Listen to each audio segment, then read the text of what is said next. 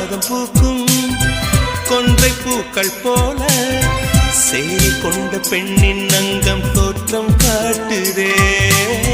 தாஜ்மஹாலின் வண்ணம் மாறக்கூடும் பெண்ணே, மின்னும் உந்தன் கண்ணம் இன்னும் வண்ணம் கூடுதே.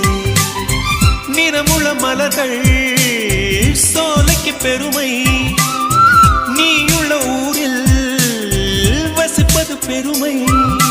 100 கோடி பெண்கள் உண்டு உன் போல் யாரும் இல்லையே, ஆனால் கண்ணி உந்தன் கண்கள் கண்கள் மட்டும் காணவில்லையே.